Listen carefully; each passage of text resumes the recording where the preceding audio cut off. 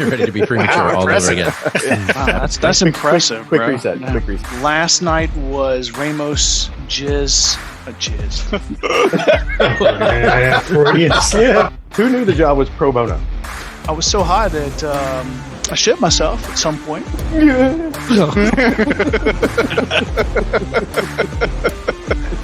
Okay, can still hear somebody. Everybody mute. Goddamn, you can. My SEAL Team 6 went to SEAL Team 12. There's nothing wrong with punching above your weight. I thought you'd get better. Well, I don't know what's worse. You're a ginger or you've been vaccinated. You sit around and drink and solve the world's problems, right? Hey, let's go ahead and unwrap this present and let the debate begin. Welcome back, ladies and gentlemen. We are here once again, new week. Luckily for you, not a new topic. Much debate went around the studio this week. The Four Horsemen got together, the brain trust, as it were, and we decided we weren't quite done with what we had to talk about with abortion. And so we thought we would convene in the studio one more time, and maybe we will close out this topic here. I guess we'll see. We'll see how long this goes, what we have to say, what light we shed on the topic that you may or may not have thought of. But, as usual, we're here for the entertainment purpose and hopefully the educational purpose, at least to give you the insight that we bring to the table on any given topic. This week is no different. So let's not waste any more time. Let's go ahead and jump into things. Gentlemen, I'm going to skip how we're doing and we're going to move right to our drinks. Fuck you are. I know. It's a Grinch. Just give me that. Fuck you. I'm so desperate We to get to the rehearsed topic. everything. I am so desperate to get to the topic. Planning. We are moving straight to the drinks. Let's do it. Come on. The customer, the listener doesn't want to waste any time, right? No, I'm just kidding. I appreciate y'all being here, gentlemen. I love you. How is everybody doing today? Ooga chaka, Ooga, ooga chaka, ooga, ooga chaka. You're not even in time with each other. I can't stop this feeling deep inside of me. Is that Girl, in you reference just to being don't pregnant? realize what you do to me when you hold me in your arms so tight. You let me know everything's all right. All together. Hooked on a feeling. Is that like a coat hanger hook? What are we talking about? No, he didn't. I love it. You guys, I mean, obviously you could have harmonized a little better. Mac, Mac, you were very Star-Spangled Banner in there. Through the middle, you just kind of disappeared in the background, and then you came strong at the end, and I appreciate that. Yeah, I liked it. Grinch, unfortunately, you did let the cat out of the bag that something was coming, so I had to fuck with you. And it may have been the alcohol that you were plowing through when you said it. Possible. Yeah. I was on Threve. Threve. It's Threve. What is that? It's somewhere between 3 and 5. That's right. Any number. You wrote Threve. Yeah. He comes back. He's got a new drink. About 3 minutes later, he's like, need a refill. I'm like, what? Already? Holy shit. Yeah. No, this is game time. That's not staring at the actual clock. It just felt that felt that way. Right. That's because of the pace at which I play. It was really only like a minute. That's funny. Speed and momentum, Because I got on and you were not there, and I'm talking to Wally. I go, how many has he had? He goes, you know what? I've been gaming with him for like 10 years. I never ask. I'm like, you don't want the answer. That's what it is. That's true. Look, I'm happy everybody's here. Thank you for that intro. That was phenomenal. Let's go ahead and jump into our drinks, and then we can waste no time and jump into our topic. So I'm going to go first this time. I know I tend to push it out to you guys, but I figure, fuck it, I'll do it. So I know I've showed this to you before. I got my handy dandy bar book that my wife was gracious enough to get me. And, I always try to skim through it and find something. And I found something today that I thought I would try. And unfortunately, because I'm old and blind, I can't actually read the fucking text. So I got to put on my glasses.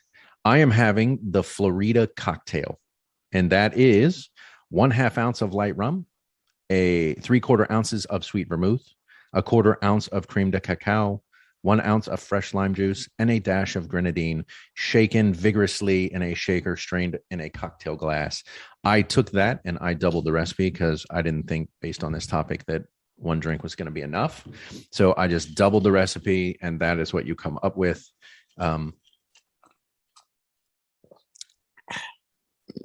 And it is quite tasty. Trying to think of what that looks like. Like the round ice with the red in it. I don't know what I'm thinking of. Like an abortion. Today's topic, yeah. Yeah. Not where I was going with that. Well, between the grenadine and the sweet vermouth, you do get kind of the like red a cell. Actually, it looks like a red blood cell. There you go. It's like a red blood cell. All right. A little hemoglobin for me. Mm-hmm. Yeah, I'm glad you said that it's good because I believe I tried that before. Did you? Using the infusion kit that I got. Because it came right, pre-done. Yeah, and of course that was when I had to use multiple rums. Yeah. So apparently it was certainly operator error. Right. On my part. Full disclosure, because I love finding a drink based around our topic. I was looking for one, and because this topic tends to make me salty, I was trying to find something around salted caramel, Crown Royal salted caramel, but I couldn't find a cocktail that I really liked because I was going to play off that, but fuck it. This is what I went with. Can't you just drink that straight? I could, but I was trying to find a cocktail for that. I was trying to find something, and it's like, because Grinch sent out that Crown Royal lemonade thing. And so I was like, oh, maybe I'll try something. And I had gotten the peach for Haas, and he's got that with him. So I didn't have access to that. So I saw salted caramel, but it just didn't pan out. So I'm doing the Florida cocktail. All right, Mac, since you did not like the Florida cocktail, what are you drinking today? I'm just going with a Moscow Mule. Oh, easy peasy. So, straight, bourbon, ginger beer, and a little touch of lime. Okay. But then, I think we've all, or several of us have done that already before. And it's always a winner. Will you hold that up? Yeah, I don't know what you're drinking, but it's not a Moscow Mule. It may be something else. Copper cup. Not a copper cup. Yeah, sorry. Man. So you better think of another name right now.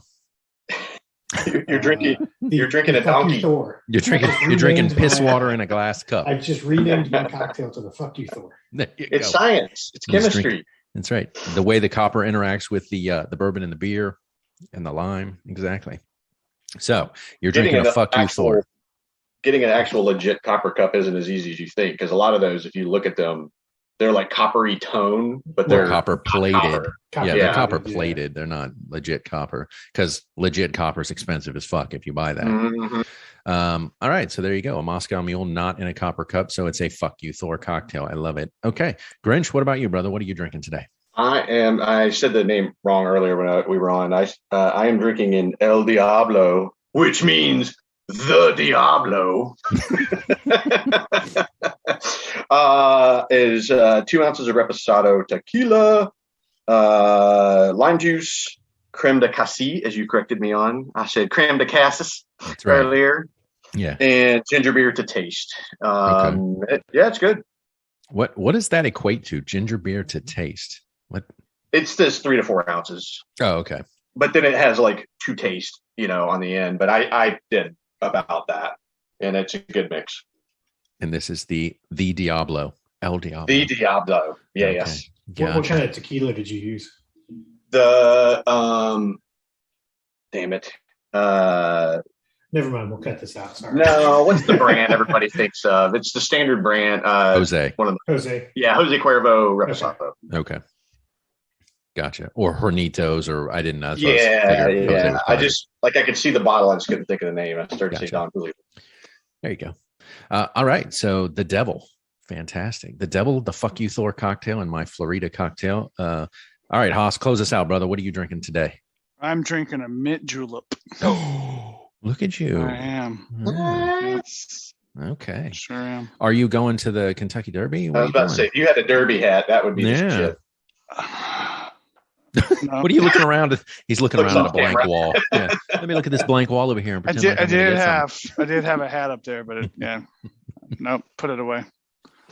What is it? I think if you go to like the Derby, like they sell, there's a certain one there. They sell it's like $1,000 for one, and the way it's served and all that. She's like, what the fuck, man? Some people just have more money than brains. Yeah. So, all right. And that's okay, because they can give me their money. Can we see your drink? Can you hold that up for us? Because if it's not a sterling silver cup, then it's not a mint julep. A mint julep. What has no glass requirement. No, you're smart. Neither does mine. It looks like a hemoglobin, blood cell, plasma, all that good stuff. What bourbon are you using? Buffalo Trace. Oh, nice. Okay. Yeah, I know you're a big fan. All right. Mint julep. Fuck you, Thor cocktail. The devil and La Florida cocktail. All right, gentlemen. As always, cheers. Let's jump into it. Let's not waste any time. And let's go to work. All right. So for all of you listeners at home, for the millions of listeners out there, thank you so much for checking in last week and listening to what will now be episode 1 of our abortion debate. It was titled The Choice of a New Generation. Obviously, that's a play on words because sarcastically, we're removing choice from the equation. That was the purpose of the titling. Given if the Supreme Court passing this draft as we spoke of last week, and please go and listen to last week's episode so there's no confusion. There's no sense in jumping into this episode if you haven't listened to last episode, because a lot of what we talked about there will probably show up here, or there'll be some references to it, and you'll need to know that. So yeah, it was Dobbs versus Jackson Medical Center is the case that's being brought before the Supreme Court. Justice Samuel Alito released a draft. And this was the interesting thing about it. I know last week in the episode, I said, oh, it's considered a draft. It's a draft. Hosh, you pointed out it's a 98-page fucking draft that they created, right? The chances of it changing dramatically between now and its release are slim to none. They are not putting in the time and effort of creating a draft with the chance of with the idea of changing it wholesale before it's released. So the chances, and it may happen, but the chances of it happening are slim to none. So we can probably guarantee that what it will do in terms of returning abortion rights from a federal level to the states is probably going to happen, almost certainly. Regardless of all of the debates that are going around the country, all of the protests that are occurring across the country, in lieu of this, almost 100% certainty that's what's going to happen. That's what we discussed last week. A number of other things got discussed as well. But with that being said, I think part of what bears conversation this week is diving even deeper into what are the states going to do ultimately if this comes down, in terms of what this means from a national perspective. And then we can sprinkle in anything else that's needed, anything that we forgot last week. I made a number of notes from what we talked about, but that's our topic for today. It's really just piggybacking off of last week. So for all you listeners, go to last week, listen to that episode, and then go ahead and follow up with this episode. I think you'll be pleasantly surprised, and then you should enjoy it from an entertainment value. And if you don't, that's on you. I don't know what to tell you. So gentlemen, we kind of know where the landscape resides currently. And we talked about, where things potentially can go. Any thoughts before we jump off? We know everybody here is pro-choice. Nobody is pro-life. Pro-choice to a point. It's funny because I ran that by my father. I told him, because he's like, where's everybody kind of fall? And I said, well, everybody is pretty much pro-choice. I said, I'm pro-choice. Max pro-choice. Grinch is pro-choice. And I said, and Haas is pro-choice with caveats. He goes, if you are anything with caveats, then you are something other than pro-choice. He goes, I don't know what it's called. He goes, but if you change it in any way, then it's something different. It's okay. We can agree to disagree. Yeah. And obviously that's the beauty of choice, right? Mm-hmm. Hey, Alito, you're trying to remove choice. That is the beauty of having choice, is because you can agree to disagree. So he did say, he goes, in my opinion, if you are anything with caveats, anything with changes, then you aren't that thing. You are just something different. Nothing wrong. I agree to disagree. I think I can be something and then have stipulations and parameters that allow it to still be what it is. Because again, I'm pro-choice up to a certain point, and then those caveats kick in. Well, it's interesting because you said that, and I think one of those that we hit last week, or maybe we didn't. I think Grinch sent it out. We may have touched on it, and Grinch sent something out earlier this week. Yeah, I was actually just about to touch on that. Was the caveat of late stage? Well, and ironically, I kind of went the other direction. And I'll say this: Pete Buttigieg is one of those individuals who, when I think I'm somewhat smart, he reminds me I'm not, because he's freaking wicked smart. And the missus and I, like probably all of you, after who said what was said, what were you thinking, and I as Haas, I said something very similar. I felt like on the theme of when does a fetus have constitutional rights, and so forth. I thought I was sounding pretty intelligent when I said that, because it's coming from a good place. It's based in kind of a logic and grounding. I will say the Pete Buttigieg response to that question sent me further in the direction of a more definitive pro-choice stance. And I do have it in front of me. I'm happy to read out what he said. Yeah, absolutely. So he was asked about his position on abortion. And for the listeners, who was he? Pete Buttigieg is the current transportation secretary. He was known as Mayor Pete when he was running because he was in the primaries. Had a lot of momentum. Like he's also homosexual. I believe he's married. And he's a younger guy, like closer to our age. He's a younger guy. But he was specifically asked about late term abortion. And so he said, and this is Chris Wallace that was speaking to him. I don't remember the exact forum, but he says, I think the dialogue has gotten so caught up on where you draw the line that we've gotten away from the fundamental question of who gets to draw the line. I trust women to draw the line when it's their own health. Chris Wallace. So just to be clear, you're saying you would be okay with a woman well into the third trimester deciding to abort her pregnancy. Buttigieg. Look, these hypotheticals are usually set up in order to provoke a strong emotional, and he gets interrupted. Wallace says, it's not hypothetical. There are 6,000 women a year who get abortions in the third trimester. Buttigieg. That's right, representing less than 1% of the cases. So let's put ourselves in the shoes of a woman in that situation. If it's that late in your pregnancy, then almost by definition, you've been expecting to carry to term. We're talking about women who have perhaps chosen a name, women who have purchased a crib, families that then get the most devastating medical news of their lifetime, something about the health or the life of the mother or viability of the pregnancy that forces them to make an impossible, unthinkable choice. And the bottom line is, as horrible as that choice is, that woman, that family may seek spiritual guidance, they may seek medical guidance, but that decision is not going to be made any better medically or morally because the government is dictating how that decision should be made. He won me over. He won me over with that answer. And so I'm, like I said, more definitively of the pro-choice statement, full stop.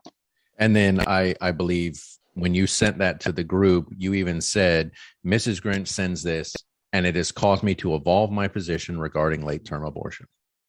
Yeah, she's kept it on her phone for like, I want to say it was like however many years ago he said it, but she's saved it on her phone since. And again, in reading that and thinking about the situation and thinking about my position on abortion, my personal position, and again, I mentioned this last week, I am personally a pro-lifer for me and me only. But I understand that for other people, you have the right to make your choice. That's the difference. And I even said, in response to that, I said, as a man, I will never know the difficulty of making a choice to end the life of a fetus, regardless of the timing, circumstances, 6 weeks, 15 weeks, or late stage. I can't imagine getting to that point, and based on a medical condition, having to decide to abort. I also can't imagine what type of unimaginable bastard one must be to think they have a right to pass a law that removes all choice from the equation. See, here's the problem. You come in with, these scorched earth statements like all or none, and it's like, come on, like it's just not that simple. It never has been. It isn't now, and it's never going to be that simple. We touched on it a little bit last week. It's context, and that's why for me to say that I'm 100% pro-choice without caveats, and yes, I think those two things can coexist hand in hand. It's probably never going to change because this is probably not the best analogy, but it's the one that comes to mind right off the top of my head, which is it's no different than saying, okay, you can't be pro-life and have kids and not make them wear their seatbelts, right? I mean, it's the same thing. You're putting another entity and potentially in harm's way with your decision making or lack thereof, and so you don't get it in my world. You don't get it both ways. I don't think you could take a sweeping argument one way or a sweeping argument the other way. I don't think that's how life works. Right. Well, and again, once you, sorry, Mac, please go ahead. No, I was going to say, I think it's important to reiterate, right, that it's great that we're all, making the statement that we're pro-choice or pro-choice with caveat. But at the end of the day, none of us really get a fucking opinion in it. It's not our body, right? And I think that's the important thing to me to remember, right? It's not our choice to make. Whether you agree with that or not, it's not your body, so it's not your choice to make. Well, yes, I agree. As I said just a few seconds ago, I am pro-life for me. But if I put myself in a position where I could have a kid, let's suspend belief for a moment and say all four of us can have kids. We can carry a kid. I'm pro-life. But if I could carry a kid, I doubt I would be pro-life for myself. I would want the option to make that choice. Because as Grinch pointed out with Buttigieg, if there was a medical issue, if I was older and got pregnant, and there were medical issues for me, then I would be like, I want the option. And I don't want somebody, so I can understand where women relate to this and go, I want the option to make that choice for myself. And that's it, right? You could be pro-choice, I think, and still be pro-life. It's just that you're saying, just like you said, for me, I'm pro-life, but I think everybody should get the choice to pick their own, to make their own decision. Right. And that I think is the fundamental bottom line to pro-choice. Is that let's take a little sideways tangent then. How do we feel about like Dr. Kevorkian and the fact that people want to assisted suicides? I mean, should they have? Is that everyone's choice? Do you have the choice to end your own life and get assistance with that? I believe so. Yes, as long as it's just your own life. And I know one of Grinch's favorite comedians, Jeselnik, says murder suicide's a victimless crime, effectively. But yeah, I mean, I think if there's kids involved, young kids involved. But no, if you take your own Jeff life, doesn't fuck around. That's right. That's right. If you take your own life, as wrong as somebody on the outside may feel that is, no, I don't think there's anything wrong with it. But what we're saying is assisted, right? You're adding somebody else into the mix, a doctor, a professional, your next door neighbor, I don't know, whoever the fuck it is that's helping you. If you're not here, it doesn't matter. You can't be held culpable and accountable, right? You're dead. So they're going to go after that person. But if you've signed, again, we're kind of veering off, but I think it's a good point that Hoss made, right? I mean, if you've signed the paperwork to say, for whatever reason, my quality of life now is such that, I don't feel there's any reason for me to continue to live, then I see no problem with it. Right? I know, because we think of suicide, we think from an outside perspective, having never contemplated it, obviously, is we think from the outside, well, it was a reaction to whatever situation you're in, blah, blah, blah. You maybe didn't think of all the ramifications. You made this choice in the moment. But what if we take it a step further and we go, I'm crippled, or somebody that we know, right? You've got a end stage cancer. Your body is deteriorating. You've got no quality of life. Maybe you have a wife and kids or a husband and kids, and you've thought through and you've talked to them about it and you've planned it out and you said, I want to do this. And let's assume everybody's on board. So I don't understand the problem. If you've worked through the details, if your family accepts it, and that's the choice you make, so be it. Yeah, I could certainly pile onto this for hours just because I feel strongly about this particular topic of it's your body, right? And it's, if you want to go out with dignity, if you want to go out on your terms, it's your body. Obviously, your support network that's going to be a conversation. Right. I mean, shit, it could just be a simple financial, and I say simple, but it could be a financial consideration. What I was getting ready to it's like, okay, go into hospice for months or however long, like those are just like we talk about. I mean, it's a very difficult decision. And to me, it's basis like of all, like as much as we're like individual rights, my body, my choice, country, right? Like that seems like it should be the pinnacle of a decision you should make for yourself. But and I'm glad you said it that way too, because one of the things I thought about that I don't believe we mentioned last week that I was really kicking myself about was for all of the people on the right who want to say they want to say that women should not be allowed to abort their babies, right? Right. These are the same motherfuckers who are saying I shouldn't have to wear a mask and I shouldn't have to get a vaccine shot. Right. It's because it's my body. It's my choice. And you can't force me to wear a mask, motherfucker. And then the irony is not lost on me that in Texas they're going even further, where they're trying to pass a law where if a woman aborts her fetus, they could be put on death row. The death penalty. They can be brought up on the death penalty charges. Like, What the fuck are you guys doing over there? Huffing gasoline and shit? Okay, I mean, look, I know I live in Florida and it's a backward state on a lot of levels, but thankfully, knock on wood, we ain't that fucking backwards just yet. Give just yet. I said just week. yet. But we're not that fucking backwards, because you're right. Get it 45 days. We'll check in with you. Let him get. If he gets reelected, he figures I got another 4 years to fuck shit up. Then I can go ahead and push that through. I agree with you, Haas. On every one of those accounts, is the irony definitely isn't lost that people are going to go, oh, well, I should be allowed to make the choice, my body, if I want to get vaccinated, if I want to wear a mask or whatever. But then when it comes to this, they become an immovable object. There is no wiggle room and there is no choice. It is, no, you should not get an abortion. And I don't understand the difference. Yeah, well, it's just hypocrisy on one and irony on the other. It's fucking ridiculous. And I want to tread lightly there, right? I mean, no, don't, brother. Stomp around on it. Yeah. No, but I think it's important to. Otherwise, we're no better than they are, right? And I say they, the right wing, right? They're allowed to have their opinion. And if they want to be pro-choice or pro-life, that's fine. More power to them. In their family, in their circle, I support that as their decision. The problem I have is when the government gets involved and starts pushing that and making it a mandate to everybody else, right? And that's the I mean, I don't want to say that they can't have their own opinion. Otherwise, that's part of what makes the country great, I think, to some extent, is that we can all have our own opinion. Yeah, and until you get douchebags like Tucker Carlson spouting their fucking crap, stupid. But the reason have that, right? The reason we're allowed to have our own opinion is because we have a thing called choice. If you are pro-life, you remove choice from the equation. You are forcing everybody to be pro-life. If you're pro-choice, you're giving Mac the option to be pro-choice and Grinch the option to be pro-life. But that's my point, right? They can be pro-life. That's a good point. And I'm saying that they, we can't tell them that they can't be pro-life. Everybody has to be pro-choice. What I'm saying is that, they can have their opinion. We can have ours.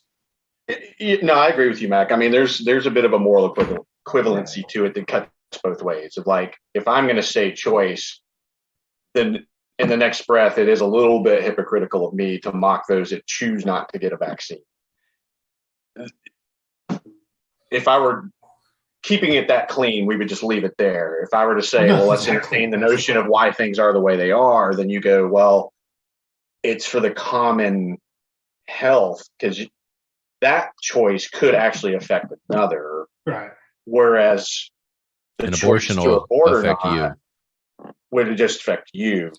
I'm simplifying, but it would pretty much be targeted towards the person making the decision. Yeah, I'm a step back a year, though, Grinch, to something you said, and this is actually agreeing with you, because you talked about the choice of not getting vaccinated. Like, yes, there's a benefit to getting vaccinated. There's a benefit to wearing masks, but you said everybody at this point has been educated either through the news or whatever. If you choose not to get vaccinated and you get sick and die, that's on you, brother. And so be it. That's just, evolution working itself out, because at that point you had been vaccinated. You were wearing a mask. You're like, I'm doing what I'm supposed to. If you choose not to and something happens to you, that's on you. And you were very open about, if you choose not to do what is in your best interest, so be it. That's your choice. And if you die, oh well. Yeah, I mean, and then if I had to take the same information and make that case for why you should, or it would be required, it's that word contagion, because it can spread and affect those beyond yourself. I mean, hence why, even today, schools, you have to have updated shot records. There's a reason for a requirement for immunizations against measles, mumps, rubella, hepatitis, yellow fever, or whatever, because it can spread. And as we saw with COVID, once it starts spreading, it spreads so freaking fast. Right. And again, I think obviously the key word for everything that we're discussing is choice. One half wants to remove choice from the equation. The other half wants the choice. They want to be allowed to make the choice, which I think to me is a no-brainer. Whether or not, if you want to bring in the biblical aspect, and, I know in the Bible Belt, they tend to say no, pro-life, it's a life when, and nothing, you shouldn't be doing anything. But again, if we're looking at the choice aspect, if I'm a pro-lifer and I go, my wife's pregnant, something's wrong with the baby, and the doctor has told me if she carries this to term, my wife's going to die. Okay. That's easy. That was God's plan then. Well, I mean, right? So they should. I'm just telling you that would be the argument, right? I mean, yeah. God's plan is for you to suffer unimaginable pain and suffering. It's going to make you a better person. Look, I'm just playing devil's advocate of that. I know. I hear you, man. That they would be made was that, well, then that is what was supposed to happen.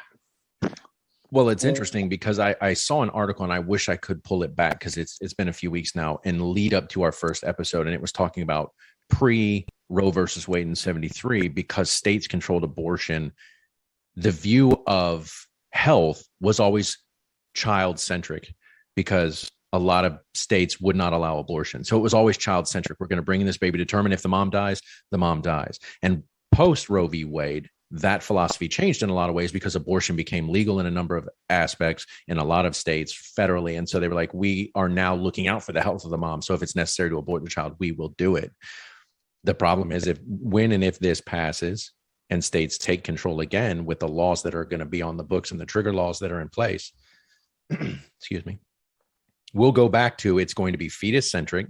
And if something happens to the mother, but so that's what I'm saying. How can you be pro-life and go, well, we can give up on the mom if she dies because we've got the baby. And I know we can what if this shit all day long. We talked about this last week. Whose life are you talking about when you say pro-life? You're right. I mean, we're trying to keep this very binary in the sense of simplifying the discussion. But, it bears repeating that what we talked about in the last episode was the law originally drops thinking the world is that way. Now, how it doesn't see the gray of the world, is one of those, like, it becomes overwhelming. That's why they start with the base law, and then it gets amended, and you end up with 100 pages of, like, subclause, whatever. Because the anecdotes are what start breaking through, and then they slowly chip away at the absolutes. So, I get that. And like you said, we could do 50 vignettes, and I might say pro-choice on 48 of them.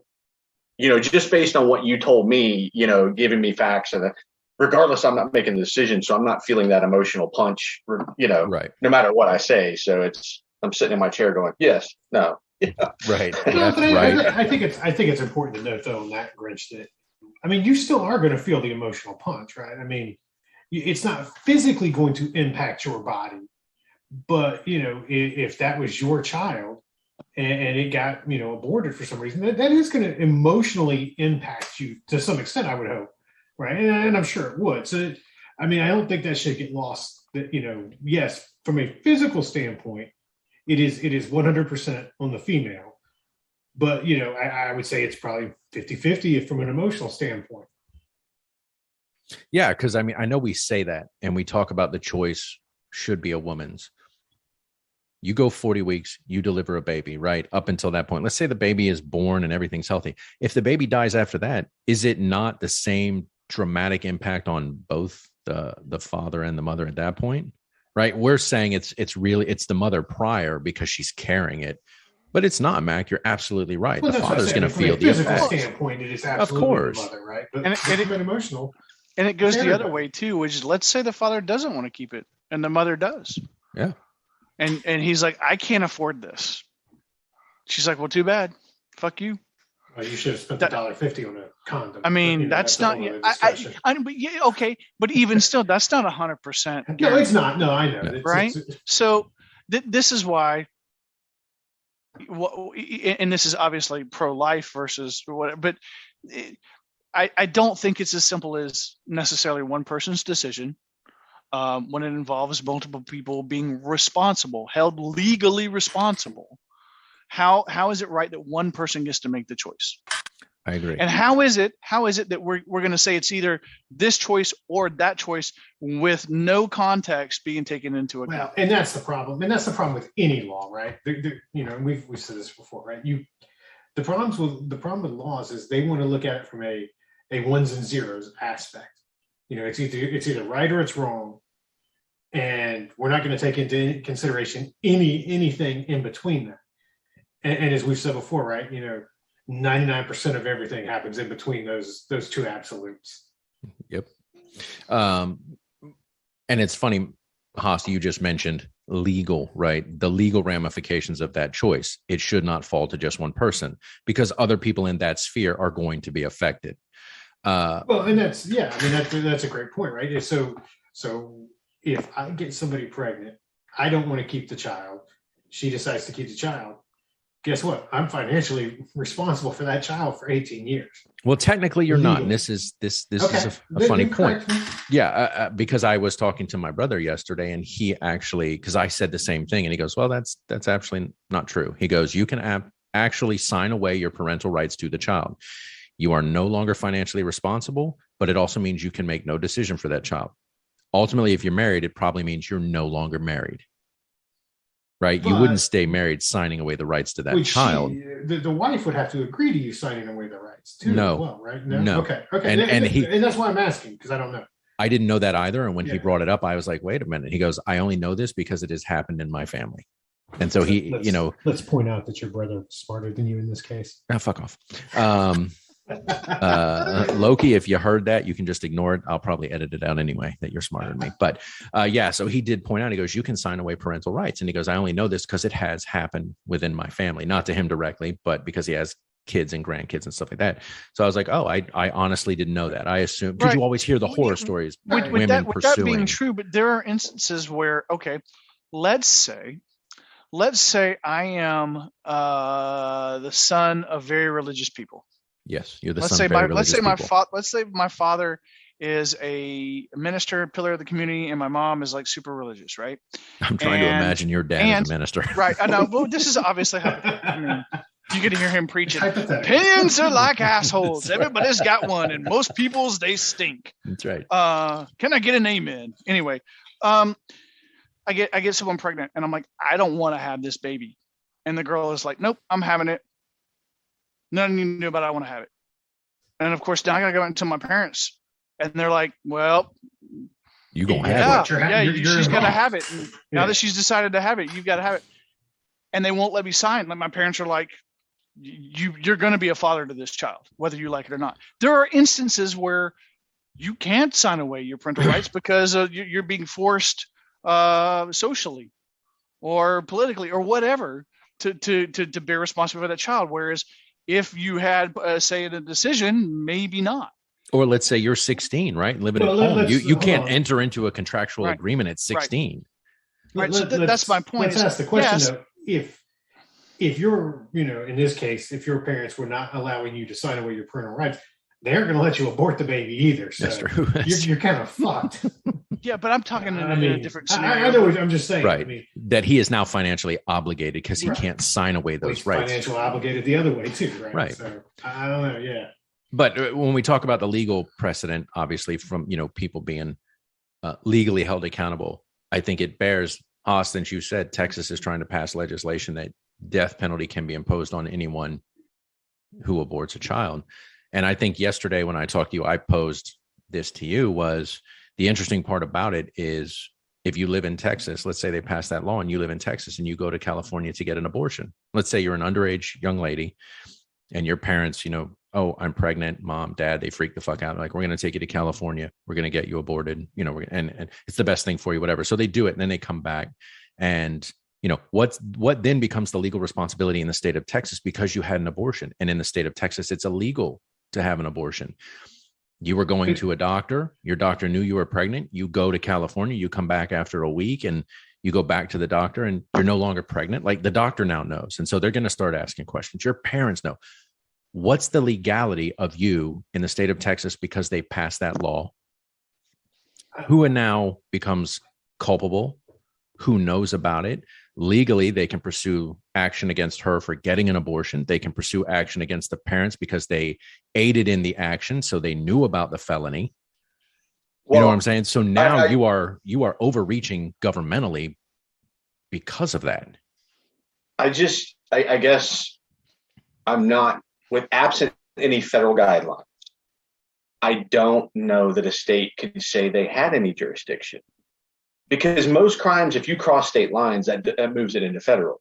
Yes. But if I commit, a crime, or or if I commit an action in a state where it isn't a crime, there's nothing to prosecute. And I think anytime, if a state tried to say it's illegal regardless of where you go, I don't think that would pass muster. I think it would the law would get overturned. I would hope so. Yeah. My concern is that they are they are forever trying to overreach. Well, and I think this is where, they've struggled with, marijuana laws, right? Now that states have legalized marijuana, if you go to one of those states, partake in marijuana and come back, companies and governments it's a very fine line to cross to say, well, I didn't smoke it here where it's illegal. I smoked it there where it's perfectly legal. So I didn't commit a crime in your state. I would imagine this would be very similar. In that same vein, it's like, okay, let's say I work in South Carolina and I go to Vegas for a buddy's bachelor party and we have edibles there. And then I go back and I go to work and it's in the company policy that I'm not allowed to do drugs. And they drug test me and I pop positive. Well, do they have grounds of companies? And that's where companies, and again, we're going on a tangent to make a point, but that's where companies have kind of really backed off a lot of that stuff, right? If they're smart, they have. Yes. Yeah, right. Exactly. I mean, right. What's the return on investment of something like that? Because, and there are two parts to that. One is the legality of it. Can you be prosecuted in like a court or fined? And the other is an employer policy. So I do want to draw a distinction between those two. Exactly. Things. If a company fires you, I can imagine a court case could evolve from that. But if your company policy and you signed it at the time says, we didn't state where. We just said we are a zero drug use employer, and if you ever zero tolerance, zero tolerance when you ever have to take a drug test, because it's similar. It's probably similar in circumstance to like, when you get hurt at work. What am I thinking of? Workers' compensation. Workers' compensation. And it's like, and Thor, you've mentioned this. I think somebody that worked for you, and you're like, it's about to happen. You've been hurt. Yep, back in the restaurant business. Yeah. Right. Were you high at the time, or do you have drugs in your system? Because if so, you're going to pay the penalty if you do that. That's right. There's been several accidents I've had, when I worked at the airline. That it's immediately, as soon as the accident occurs, you're pulled off the line. You were taken directly to a facility and drug tested. I mean, there's no questions asked. And I don't know how or where we got to. Well, because we were talking about crossing state lines. Okay, yeah, that's right. And you brought up how marijuana is different from state to state. It's actually, as far as I'm concerned, Mac, it's the perfect comparison because from a legal standpoint, it parallels to what we're talking about, to what Thor posed, which is if you have laws in one state that you don't agree with, but you live there, and then you travel to another state to break the law in the state in which you live, but not in the state where you go, what does that look like? Well, it's no different than crossing into Canada or Mexico to obtain. It does pharmaceutical drugs. It does because it's a different country with different laws, right? Right, but the drugs you bought there were legal. You can't bring them back to a state where they're illegal. I guess if you bring them back across the border. Go ahead. Sorry. So I was looking that up actually, and here is an article about it where Missouri has tried to pass legislation, and the article goes into, it's from The Guardian, and the article goes into a number of things. But one of the things it does say is, I think states are not going to rest with just saying there won't be abortions in our state. They're going to want to ban abortions for their citizens as much as they can. This would mean stopping them from traveling to get abortions. Yeah. We're going to see a lot of state against state battles that are really going to divide the country even deeper. If the Supreme Court overturns abortion protections, travel bans might also be in the works. So they will ban travel.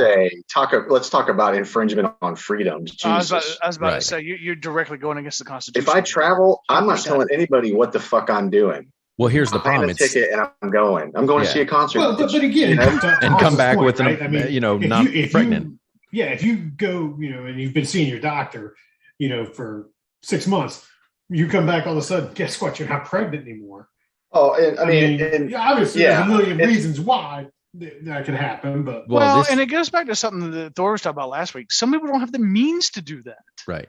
Well, this is so then what are we looking at? Are we looking like underground black market situations that are not good? And that's where I went back to, crossing federal, going into Mexico or Canada. And Mrs. Haas has been saying this the entire time.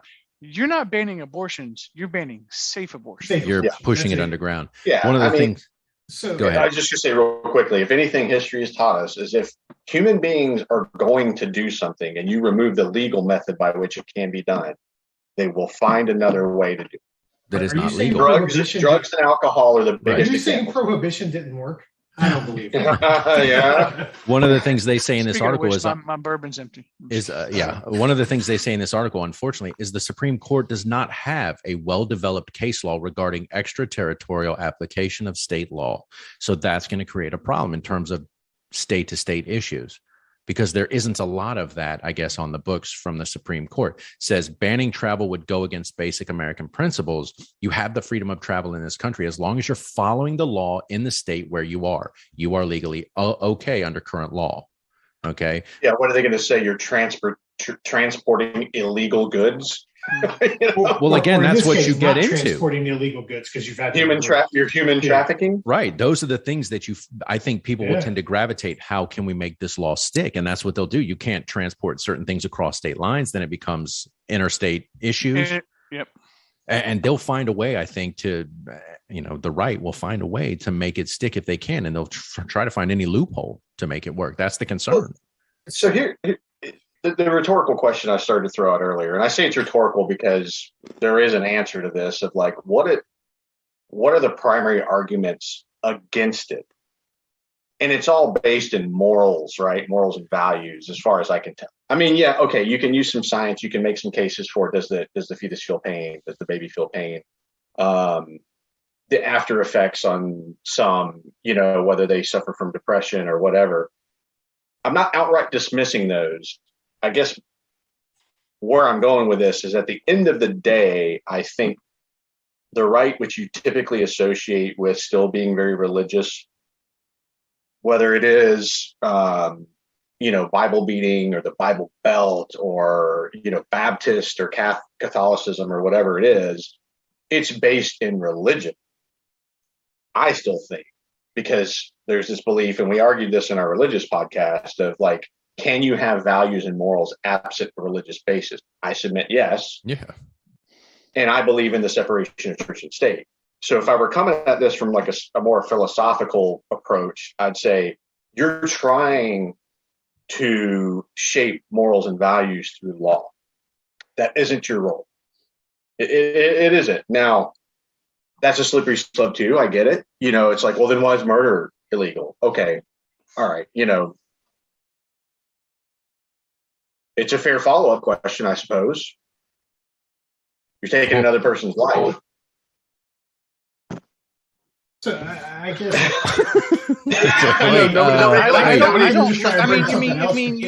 You kind of went a far bit out there, but I understand what you're doing and I get why. And you're not like, it's a good point. It's a fair point. I've been saying this. I'll continue to say it. It's my personal belief system. I don't think it's ever as cut and dry and basic as simple as black or white, this or that. I think laws are written, and Thor talked about this earlier, or maybe you did, Grinch.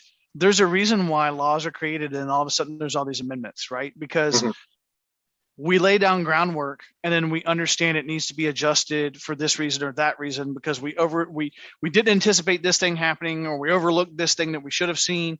So it gets fine tuned, and that's why it shouldn't be that cut and dry. And the problem with this topic is, kind of is cut and dry in a way, in a sense, and in another sense, it's really not.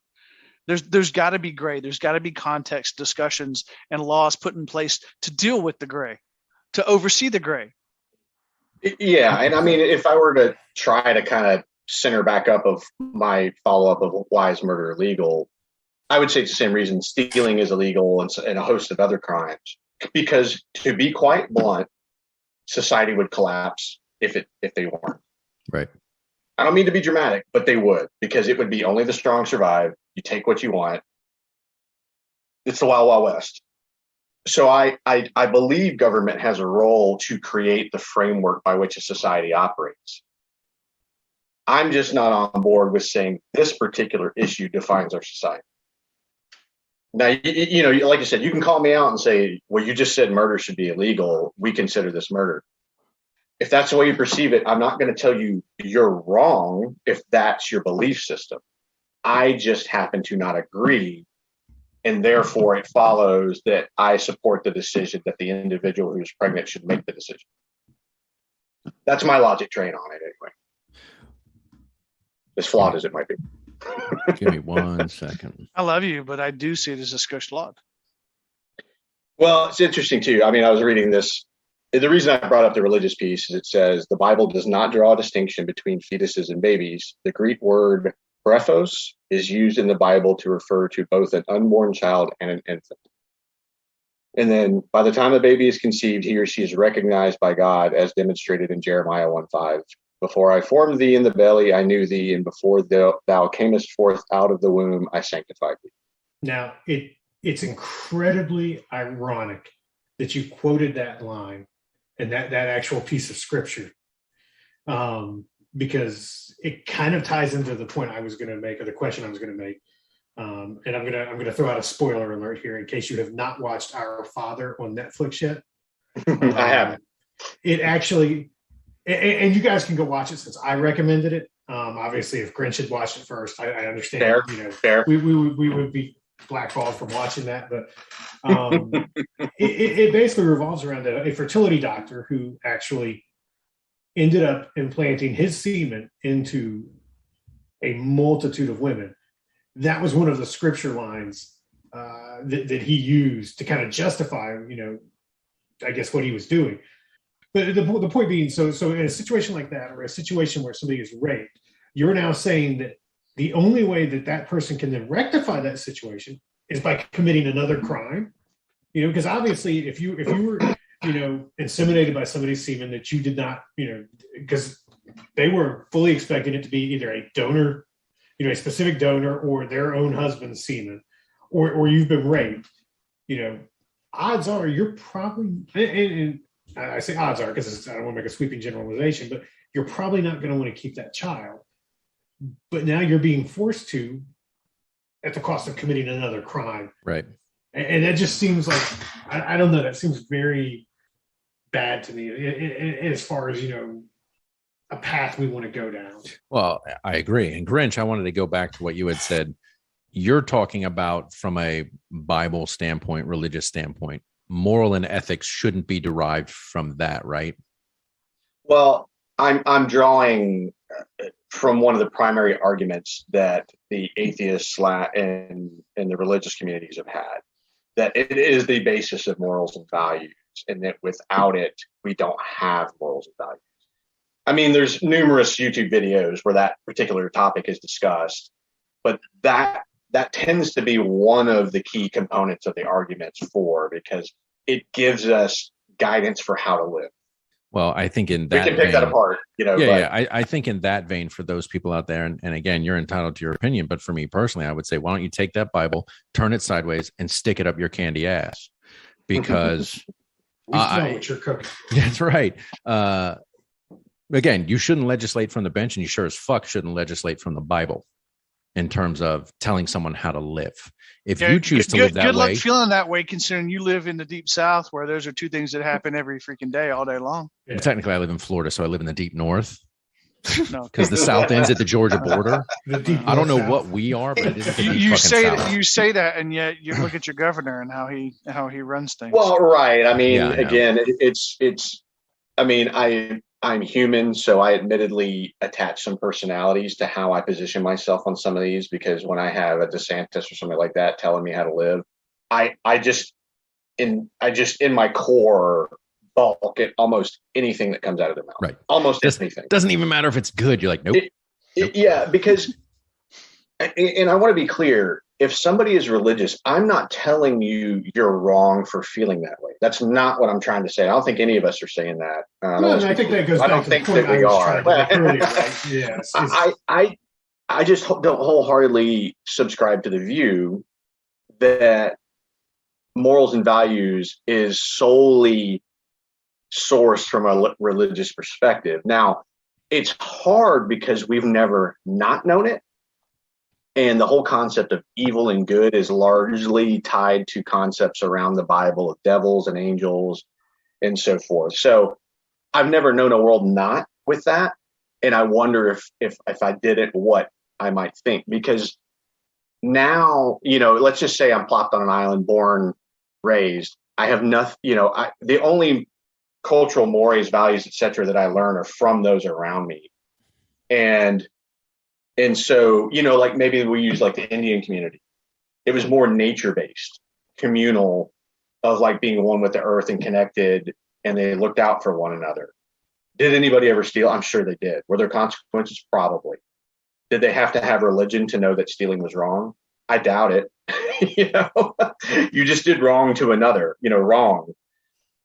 So that's why I still I respect it in the sense that we've said it numerous times.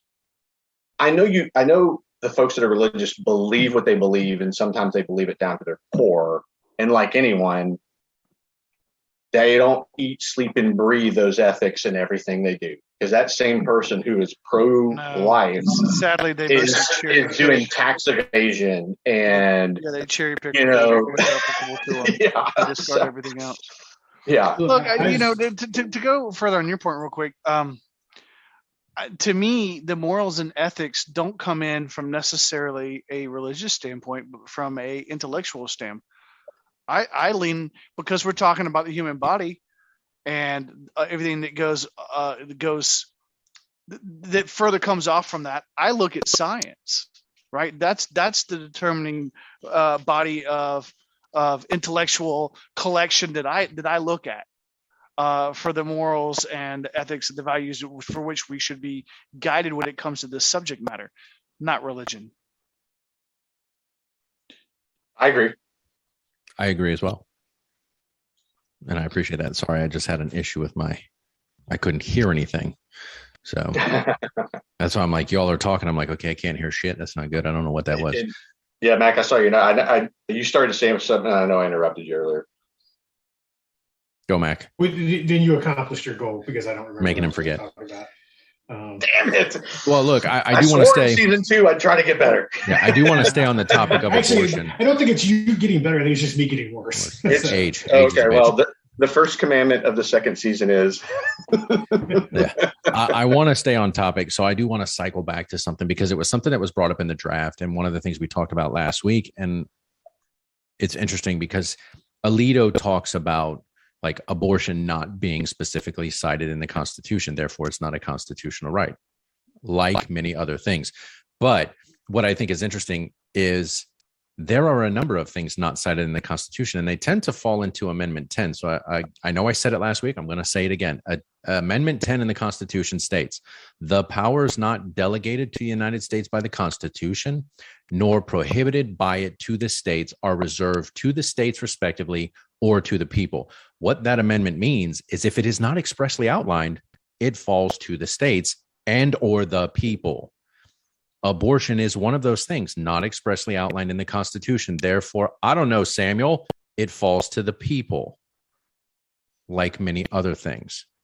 That is the purpose of Amendment 10, is we get, as the people that created the Constitution said, there are going to be a lot of things we aren't going to think of.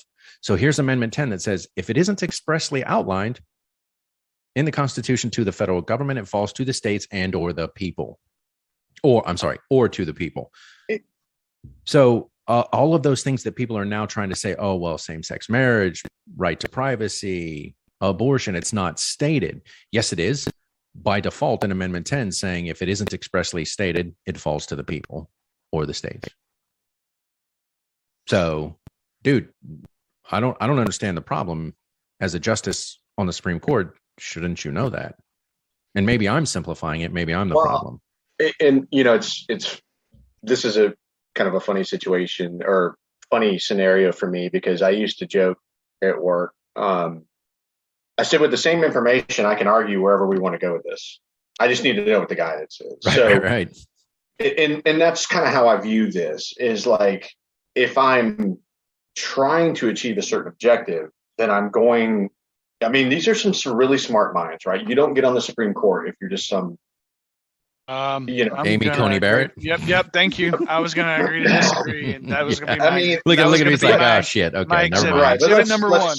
I retract my argument. I mean, we can say by personality and so forth, they have, and we've all seen this, right? You see a person in a certain light, and you draw a conclusion. It's just human nature.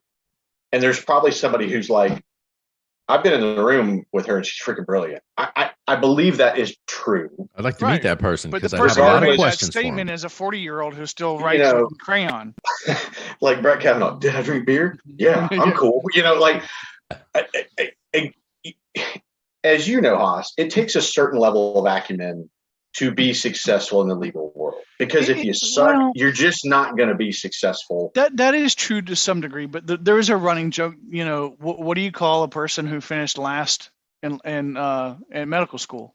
Yeah, a doctor. Doctor. The same is applicable, in the legal field. What do you call it? Right. What do you call it? Look, you're not wrong. I mean, for her to go to undergrad, then to go to law school, and then pass the bar, she does have to have a modicum of intellect. Like you can't be a walking, talking, a person who like walks around bumping into walls, drilling on themselves. Like yes, they have to be moderately intelligent for sure. Yeah, but is the guy or gal that finished last in the class the person you really want on the highest bench in the country, helping understand and review these laws and deciding those things. Yeah. But so here's another, and this, came to light recently, with some of the news that Clarence Thomas made, which is, now it's laughable, right? Coming from him, a man who's been on the bench for 30 fucking years, saying he's concerned about the politicization of the Supreme Court. There's a ton to say about that, right? How's Anita Hill feel about that? Right. It's like, well, how did we get here? Bro. I mean, we got here because we're hyper focused on whether a conservative or a liberal is appointed to the court, when it shouldn't matter, because their role isn't their personal values. That's right. Those perspectives add context, but they're supposed to interpret the law from the Constitution. And I think it's worth saying the Constitution is a brilliant document. It's a brilliant document. And a lot of how it was designed was to protect rights of individuals based on where the persecution that had come from where they migrated from, / they wanted to prevent scenarios where tyranny could take over. Right. And keep kings and it was written by a bunch of wealthy white men, and a lot of the protections were for a lot of people who couldn't even read or write. So they were trying to protect people even from them themselves without them even knowing that they needed to be protected from. Right. And I had that thought earlier when you said that, of like, some of these laws are designed to protect those that can't protect themselves, intellectually and otherwise. And so some might say that's a baby in the third trimester. Well, and with anything, with the right navigation, you can take that well-intended, foundation and navigate it to a very bad place, because you use that the whole time as cover for what you're doing. I'm just looking out for you. I'm looking out for us. The problem is you believe you have the moral high ground, right? Yeah. Well, you believe you do, or at least you proselytize you do, right? for political or monetary gains. Yeah. It saddens me that that here we are in 2022 even having this fucking discussion. I know. Well, how funny was that SNL skit? Oh my God. Called progress. That's right. Oh my God, bro. And then later on, the progress is revoked. Right. I do want to talk about something real quick, because you guys just talked about this briefly. And I was talking to my dad, and again, somebody obviously a little more scholarly than I am, from a historical standpoint, well-read. One of the things we were talking about when discussing our last episode was he was talking about, and of course, my dad is up until Reagan, my dad was right. He was a conservative. And since then, he has now shifted. He's gone, more centrist, more left. And one of the things he said was there was a legal mind in England by the name of Blackstone. And one of the things, he actually sent me the entire quote, which I could read. But, in terms of paraphrasing this, it basically was, his philosophy was, laws should be based on how you structure society to the greatest benefit of the most people within your society. And he said the problem is the Republicans now believe laws should be structured so that the powerful are able to control those whom they disapprove of, those not like-minded or not like them. 1,000% agree. And that becomes a concern. And that's what something like this law is doing. And as we talked about last week, this law doesn't just have implications for abortion. It has implications for so many other things because of their stance that it's things that aren't expressly outlined in the Constitution. It's things that have to be deeply rooted in the American history and, things that we touched on last week. And that is the concern, is we are beginning to bastardize our Constitution. And, Haas, you making the mention, what do you call somebody who finishes last in medical school? You call them a doctor. Same thing applies to the legal field. And, if you take Ruth Bader Ginsburg, who finished top of her class at Cornell, went to Harvard under considerably different circumstances that any female would do today, and how she did and what she then brought to the Supreme Court versus an Amy Coney Barrett, I think the weird thing, and we mentioned this, was how is any woman in this country a pro-lifer and not a pro-choice? And I guess that's the weird dichotomy for me, because as I said, pro-life means you have only one stance. You give no choice to the equation. Pro-choice let it be known that we would love to hear from someone who is yeah. I would love to have that perspective. Let's go around the room, because I asked this question last week. Gentlemen, you are all what? Pro-life or pro-choice? What about your spouses? Choice. Mine's pro-choice. Yeah, pro-choice. Choice. Yep, mine too. Yeah. Mine's like you don't get a right to tell me what to do with my body. I don't tell you what to do with yours. And I'm Max, thinking, she's pro. You don't married, get a fucking voice. And yeah, you do. You do tell me what I get to do, what I can and can't do with my body. That's right. I guess it boggles the mind that. I guess it would be the equivalent would be if somebody said, I don't know, who would it be? I don't know. Mac comes up with a law ridiculous like vasectomy at birth, and every man was like, I'm okay with it. You'd be like, wait, what? You're okay with that? Calling out my law. No, it was hypothetical. It was hypothetical. Fundamental judgment. You thought through sans alcohol. All of 5 minutes I spent thinking that through. The antithetical, not the right word, position of this that I thought about when we had this discussion was China controlling how many children you can have. Now that's not based in religion. That's straight societal management, right? It works for China.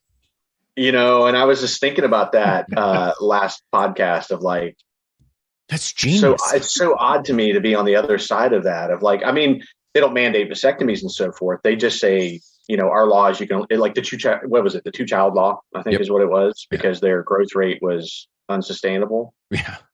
I think they've started to roll some of that back recently. I believe they have. I believe they have. Yeah. Yeah. I mean,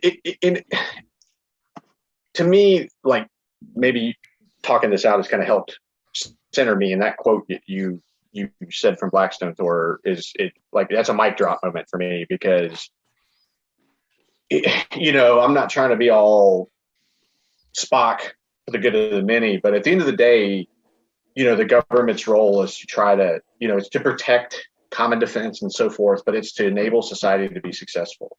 It provides that framework. It's supposed to, and there you go. That's the key. It's supposed to set the framework and then step aside. Yeah. Yeah. And as we know, it's well further into our lives than that, based on perceptions of how to implement those things. And then you get people telling you, can you use drugs? Can you drink? Can you not? And every time the body rejects it, the antibodies develop and it rejects it. So to me, it's like if the historical pattern of this has told you that the body does not want this, it doesn't want it to be told how to behave in this particular manner, what are you achieving? And then again, it's like, if this was actually your goal, well, then I don't know, maybe you should fund programs and develop educational patterns to help with this, to come at it a different way. Right. Which I think is what touches us at our core of why we balk at this and we reject it, because it doesn't seem like it's well intended. It all seems to be coming from a place of, I'm going to tell you how to politicization and control. I agree with you wholeheartedly. I think they're trying to treat the symptoms and not find a cure. Right? Like if they were coming from a place where they were trying to find a cure, I might feel differently about this. In fact, I probably would feel more differently about this. But that's not where they're coming from. No, they want it to be their way. And I give a lot of thought. There was this concept discussed. I forget which particular podcast it is, but it's called Philosophize, or the episode is called Philosophize This. I think the guy that runs that podcast is freaking brilliant. And he basically unpacks philosophers and what they were really saying, he gives some examples of like quotes that have been used. And he's like, that's actually not what that philosopher meant at all. But one of the things he talked about was the concept of the societal contract between the governed and the government. And he used the example of drawn and quartering. By today's standards, it's horrific, right? 4 horses ripping a body apart. But he said at the time it wasn't, because that showed the people that the government was maintaining its societal contract of creating order and control and discipline and control. Right. It was a brutal way to do it. All right. I have no analogy to walk that to today of like where this societal contract is, because I keep coming back to, I don't need you to do this. It achieves nothing other than a personal preference, largely based in religion, of telling others how to live. I don't know how it makes us better or worse. Right. Well, last week, and I mentioned this to Haas yesterday. Worse, not better. Yeah. I mentioned this to Haas yesterday, and I wanted to bring it up today. Is I made a comment last week, and that kind of led to you making the comment about big government. And the Republicans said, we are opposed to big government, big government being in your face and controlling. And I said, the interesting thing is when you think about our governmental setup right now, by default, we're big government. And so really the Republicans have their head up their ass if they don't think we are. Federally, and this is what I mentioned to Haas, federally, we have a bicameral House set up with the House and the Senate. We have a president. We have a judicial system. And then what do? You duplicate that at the state level, and you have the exact same setup at the state level. And then you have county government, and then you have city and municipality governments. Unfortunately, we live in the era of big government, no matter what you do. So the Republicans are just fucking stupid to say we don't believe in big government. Our government by default is monstrous. I know what the Republicans' implication is big government tends to overreach. And again, in discussing this with my father, he said, big government's overreach, little government's overreach. Nazi Germany was a little government, and they massively overreached and tried to control. It has nothing to do with the size of your government. It has to do with how they're structured and what their focus is on accomplishing. And so how do we change that? And I know I pose, how about we move laws to the federal position? And I know, Haas, you said, like Rome. And of course, my argument is Rome was hugely beneficial as the longest reigning empire in the world. Was, but it didn't last. Of course, but nothing, I think, lasts. It T-boned into history and it got shattered. We've been around 2,000 or 200 years. The Roman Empire was around over 1,000. And you know what I'm saying? Like, we can't comprehend that. In Austria, they can, right? They've been around. We can't comprehend 1,000 years of societal reign and, the way in which they structured things and the benefit that was for all of the empire. I'm not saying that's the answer. It was simply a hypothetical I was positioning last week. All I'm saying is I think big government exists. The Republicans are misled if they think what they're doing is removing big government from control, because they're not. And again, it's one of those things, and Haas, I said this to you. The problem with government is it becomes less efficient the closer it gets to the people. And therefore, city and municipality governments are less efficient than county, are less efficient than state, are less efficient than federal. Yeah, but I'm not so much worried about efficiency or non-efficiency in this instance. I'm worried about the people getting what they want out of their elected officials. Would we all agree on this call? And then those elected officials not overreaching their power that's been assigned to them. Would all of us agree on this call, at least in, let's say, the last 25 years, that abortion control at the federal level is probably going to be more beneficial than it will be at the state level? Based on what we've already seen in terms of what states are planning to do, trigger laws that are going to be enacted. Would abortion laws be better at the federal level? I don't think so. No. So you're saying the federal mandate right now that abortion is legal in all states to a certain degree, and the fact that when that changes, hold on, but who's deciding that? The federal government is now deciding to overturn that and create this chaos. Oh no, I know. I'm saying. But you asked the same question twice, different ways, I think. So re-ask your question one more time as a final ask. And see if I can get it right. I have been drinking. I'm not sure I can get it right. Is the current setup of the abortion laws better or worse than it will be if we pass it back to the states? I think it is easier to manage. I can't say better or worse, but I think it's easier to manage, which makes it better at this time at the federal level. Right. Because and if you break it out and you have 50 different states saying, God forbid, 50 different things. Right. Then how do you, and we've asked the question, how do you manage that? Here's the problem. The problem is twofold. One, the way it currently is fine. Right? The way it currently is fine because there's choice from a federal level. If it ain't broke, don't fix it. If the federal government, which is what the Supreme Court is, steps in and says we're overturning them, we're changing this, it's a problem because it's a decision made on the federal level. Federal law trumps state law. So my point is this, based on your question, Thor, it's better if they overturn, if they reverse Roe v. Wade, then it's better at the state level because you don't want the federal government having a senior say, legally speaking, in this decision. You want it to be a state by state decision. You want it to be, and you want it to be one where, screw you, Texas. If someone wants to go to California on their own time and their own business and handle whatever they want to handle, you don't get to say in that because what? But that's the problem. That's not what's going to happen. Well, no, it could be argued because they did it in. Because they did, okay, because Texas has no jurisdiction about what happens in California. Right, but if we leave it at the federal level, jurisdiction. That's my point. That's what I'm saying. You don't want it at the federal level. But if I leave it at the federal level and my kid gets pregnant in Texas, I don't have to go to California. I do it right in Texas because they can't pass a law. No, you don't. Why not? If they reverse Roe v. Wade? No, I'm saying if they did, that's what he's saying. Was not on the books. I thought you were saying as I understand your question, you were saying if the Supreme Court, if this happens, if they reverse Roe v. Wade, you were saying, I thought you were saying it's better that it stays at a federal level. I'm saying yes. It's better that it stays at the federal level. Not if they absolutely reverse it. Not if they reverse it. No, Right. no. I'm saying either keep the law how it currently is at the federal level, or give it to the states. Which version is better? Right, we're exactly on the same page. Okay. The Florida has become the new bullet. We're no, I know what I'm saying. Yeah. I'm sorry. It makes sense I thought to you. meant. Yeah. I thought you meant if it gets reversed, it should still stay. And I'm like, oh hell, we don't want. No. That's who you end up in like a rogue state nation type situation. Ugh. And the interesting thing is, and again, I know. Let's see, Mac.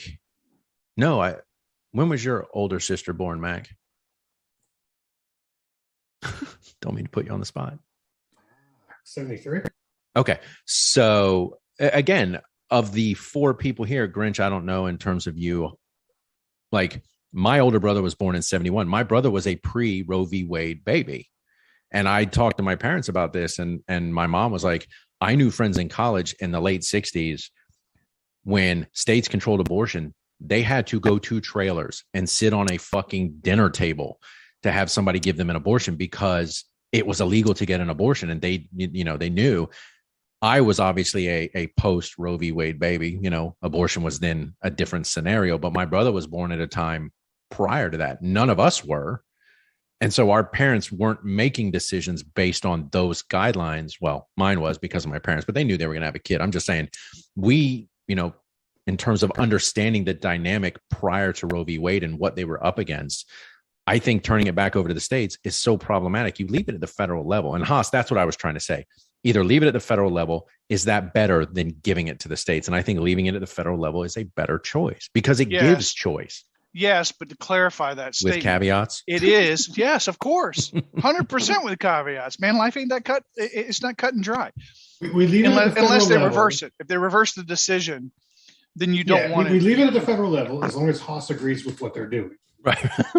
Right. I mean, that's just good sense. No matter. Can you let him drink his urine in peace, please? His trucker bomb. It's funny to me, and I've said this in other conversations with people, that this particular topic gets so much energy. And it's not that I'm ignorant as to why, because it touches a very fundamental core. Now, I mean, I would argue if Roe v. Wade is federally protected, then self-assisted suicide should be too. It's an individual right, using the same concepts. But where I kind of come full circle on all this is I'm like, can somebody explain to me how this particular issue makes us a better or worse country? Like, why do we spend so much fucking time and energy on this particular topic when you just leave it as it is and let's move on? Why do we still more important things to deal with? Certain people love controlling other people. And that's what I come back to. Because at the end of the day, if there are presidential debates, I'm like, one, can we just stop talking about gun control or do something or not, but shut up about it? And with abortion, can we do something or shut up about it? Take a position, move on. But we just want to keep coming back over and over again. And I'm like, you know the other problems we have in this country? Right. I think shovel control. I mean, shovel control is getting out of hand. We're defining entire parties. Sorry, Matt. We're defining entire parties over like two fucking issues. And I don't get it. That's the important thing, though, I think, right there, is that it comes up because it changes every 4 to 8 years based on who's in power, right? So everybody wants to have their control. So that's why it's going to continue. All of those are going to continue to come up and be rehashed, every cycle. It's just the unfortunate reality. It's just one of those, like, if you're a candidate nowadays, I'd almost be like, just say you're pro-choice and stop there. Well, what about, I told you my answer. Is there another topic we can bring up? Because I got a lot of important shit. We got debt, we got international affairs, we got a lot of stuff the federal government's actually supposed to be focused on. Yet we spend all this fucking time and energy on these topics while ignoring the character. That's what, I mean, if I'm just getting revved up, I'm like, look at the moral character of this motherfucking piece of shit that was in office last cycle. And you're going to sit here and try to have the moral high ground with me about abortion while this freaking pussy grabbing piece of fucking shit is in office? Are you kidding me? Like, that's the part where I just like want to put a gun to my head. Yeah. And now you have, as early as actually today, CNN released an article saying that Republican Governor Pete Ricketts of Nebraska has now said he's going to call a special session of the state's legislature to pass a total ban on abortion should the Supreme Court overturn Roe v. Wade. What state is this? Nebraska. Huh? Nebraska. Nebraska is a pro-life state. I believe life begins at conception. Ricketts told CNN Dana Bash on State of the Union, if Roe v. Wade, which is a horrible constitutional decision, gets overturned by the Supreme Court, which we're hopeful of here in Nebraska, we're going to take further steps to protect those unborn babies. I'm going to go back because he says Nebraska is a pro-life state, period. I believe life begins at conception. Good for you, motherfucker. You're allowed.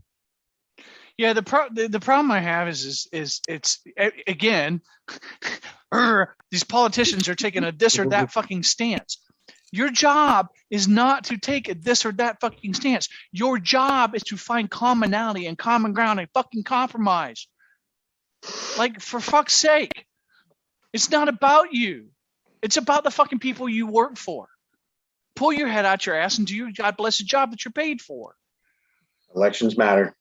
I was going to say the problem is just over 50% of the people in his state apparently agree with him. Well, maybe not. But Nebraska has a population of 1.924 million people as of the 2020 census. How many of those people agree with him, Mac, if you're right, because they elected him, but they may have elected him on a different basis of his platform. Right, fair enough. How many of those people automatically believe life begins at conception? I mean, Haas, you are banging away at the point that it is not a binary decision. It is not black and white. But back to your question you asked a little bit ago, this is where I take the federal stance of like, I don't want this law changing every fucking 2 to 4 years. Why? I just don't get it. But if I'm going to respect the system, and I would say elections have consequences. Yeah. Man got elected. You probably knew where he stood on certain things. If you're a Nebraskan. Yeah. And the problem is you said the last cycle, fucknuts became president the last cycle. And then what does that have? We're starting to see things like Dick Santis here in Florida and the overreaching he's doing. Abbott in Texas, the overreaching he's doing. This douchebag Ricketts in Nebraska. Other states are beginning to think, well, the gloves are off. Trump. It's like it opened the door for every Tom, Dick, and Harry to think they can just start. Not only that, pushing legislation. The appointments he made to the Supreme Court, right, have brought us to where we're at now. Unfortunately, and as Haas has said repeatedly, it ain't just the Supreme Court; it's every district court, every district courts, and every state. Yeah. Fucking sad. It is. It is. That I don't think I could have said it better. It's sad. Yeah, it is. It's unfortunate. It's tragic and unfortunate. And here's the good news, though, is if the Supreme Court reverses this and all these other, it's just going to be more lawsuits that are brought against states. It's just going to be the Supreme Court is going to have to revisit. If they don't do this cleanly, it's not over. And let's be honest, we're all dads. We all have daughters. I don't want the government telling my daughter she doesn't have a choice. Because I can tell you as a dad, I would love a grandchild if it gets born. But I can tell you if my daughter is in harm's way medically through pregnancy, I don't want to lose my kid. It's not worth it. No. It's and again, for those people, for the Bible beaters and the Bible thumpers out there, I don't know the unborn child, but I do know my daughter. I've known my daughter for 2+ decades. I'm not willing to give up my kid because you're a pro-life douchebag. Well, not only that, but I mean, God forbid, she was raped or something, right? I mean, but then I go to prison for murder, so it doesn't really matter. I won't get a say. Yeah, you lose your right to vote once you commit a felony and go to prison. But right. I understand where you're coming from. And elections matter. It's a trade-off. Right. That's right. We said this. Have we fixed the problem yet? No. Yes, vasectomy at birth. A smart man once said vasectomy at birth. All right. With that being said, gentlemen, let's go ahead and wrap up shop here. 2 weeks. I'll go ahead and say it now. I didn't say it last week. I think we're done with this topic, at least for now in its current form. Maybe after this decision gets passed in June, early July of this year, we do reconvene, possibly have a female on, let her talk about the position, or multiple females. Because again, this is a decision that is going to affect not only females, but a lot of other laws based on the way this draft is written. And so, I mean, I think it's something we will eventually have to circle back to. But as always, this time, though, I think we've currently aborted this. Yeah. We have done a lot and had a lot to say, and I appreciate you guys doing that. Haas, I know you get frustrated. You can tell. I mean, you're red faced for a pasty white dude. You are red faced. I know it frustrates you, a lot of sighing and kind of disbelief in the stupidity around some of the things related to this topic. And I appreciate you being here. All right. So, check out aspiritedDebate.com, all the drinks that we have here, a topic you'd like us to debate. Feel free to drop us a line, a question, a topic, doesn't matter. Or check us out or hit us up at the 4 horsemen at aspiritedDebate.com. Drop us a line there, a drink you'd like us to try, topic you'd like us to debate, or just drop us a question you'd like us to answer. Something that maybe has been itching in the back of your head that you're like, you know what? Maybe these 4 fuckwad can answer these questions. I've listened to them for a year and a half. Maybe they can shed some light on whatever that question is. Please feel free to do that. We would love to have those, and we will answer that for you here. Thank you so much, gentlemen, week in and week out. Again, I appreciate you doing this back to back. 2 weeks on abortion. I know it was painful. Thank you for showing me your penises. I'm not sure why we're doing this. This is weird. I'm following Max lead. That's all right. All right, ladies and gentlemen, thank you so much. Gentlemen, I love you. I appreciate it. Look, Haas, if you've got assless chaps, we'll talk. And damn, you're small. And with that being said, we will move on. Again, I appreciate you guys, and we will do this again I didn't next realize week. Ross was Irish.